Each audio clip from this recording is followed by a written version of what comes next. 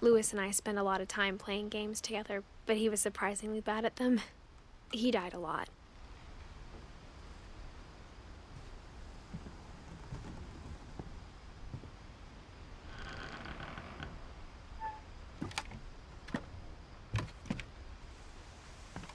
On the way back from Lewis's funeral, my mom told me to start packing. She waited until the day before we left to tell Edie.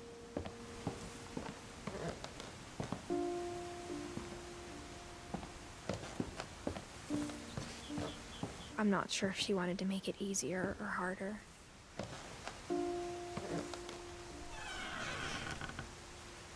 I wish we'd stayed. But I understand why we left.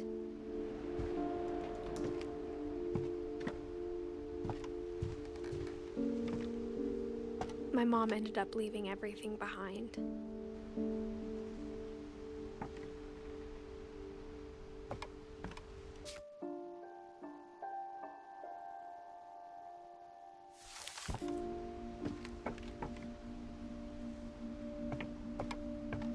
What happened that night had been coming for a long time. Maybe it should have come sooner.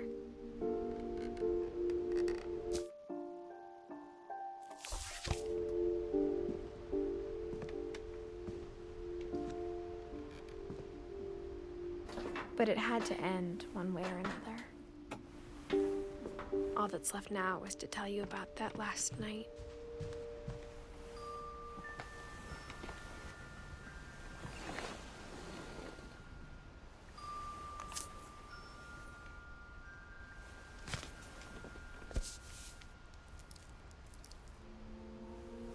That whole last day, Edie just watched us pack and didn't say a word.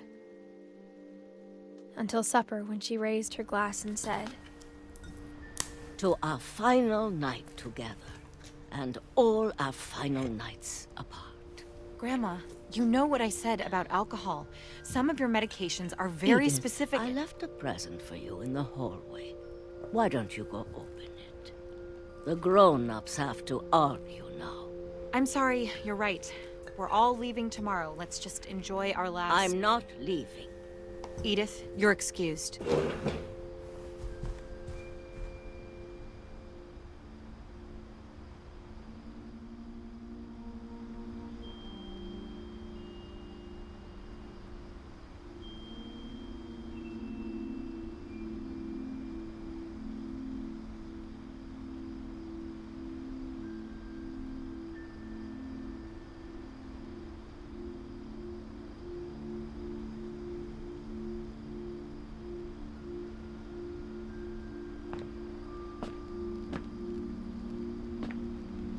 the power had been shut off that morning, but Edie always had plenty of candles.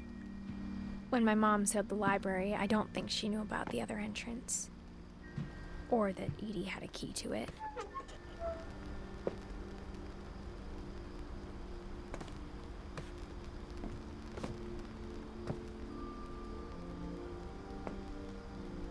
That thing you're afraid of isn't going to end when you leave the house. Edith has a right to know these stories. My children are dead because of your stories. I think it's best if Edith and I leave tonight. We'll have the nursing home send a van for you in the morning. Okay? Dear Edith, there's so many stories I wish I could tell you, but there's only time for one. This is about what happened on the night you were born. That night, the tide went way, way out.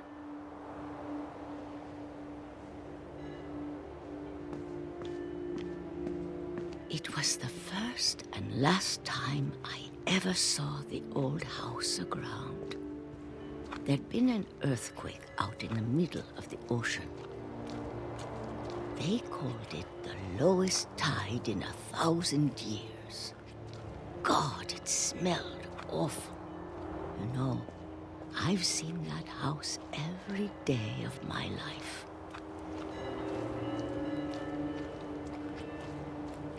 But I never thought I'd go back to it.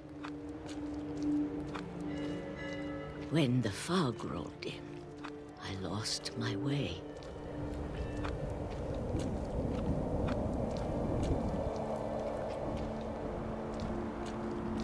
I got turned around.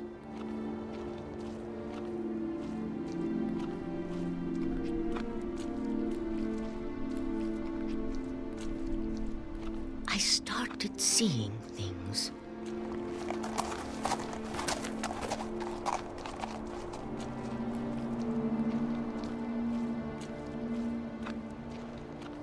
Things I'd forgotten had ever existed.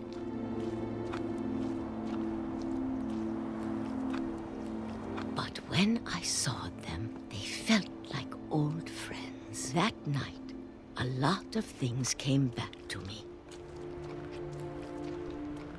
Or maybe I came back to them.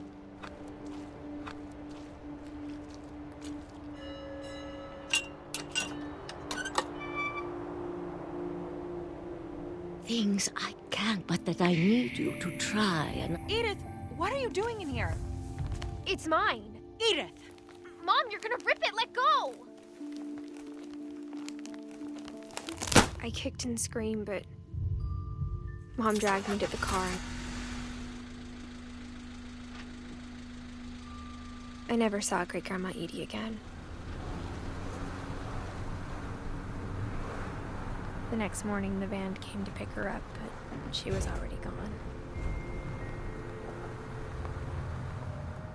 After that, we moved around a lot.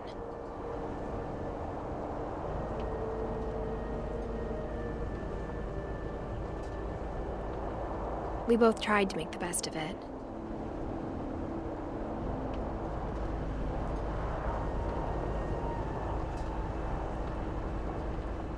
A few years went by.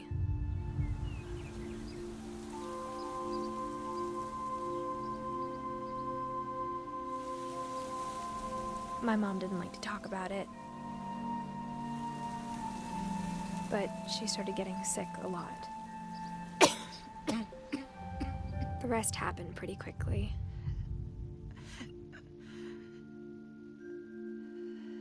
She got better for a while, and then she didn't.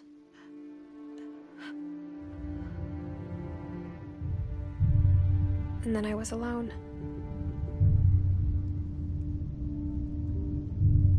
The last Finch left alive.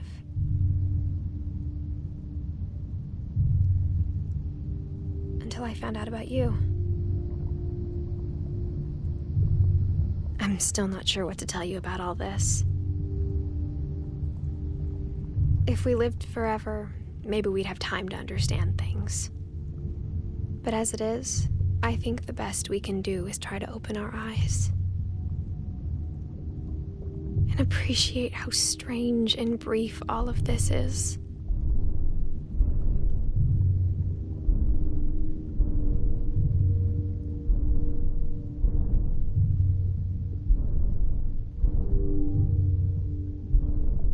This journal was supposed to be for you.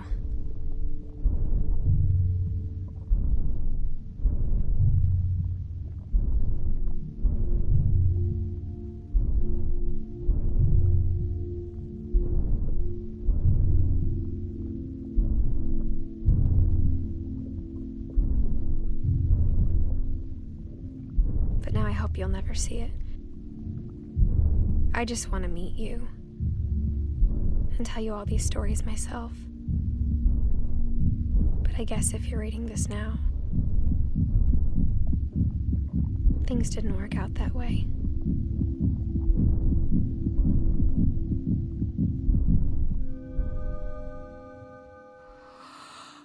This is where your story begins. I'm sorry I won't be there to see it. It's a lot to ask.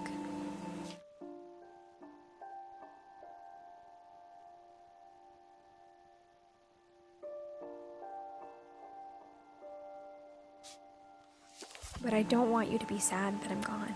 I want you to be amazed that any of us ever had a chance to be here at all. Good luck.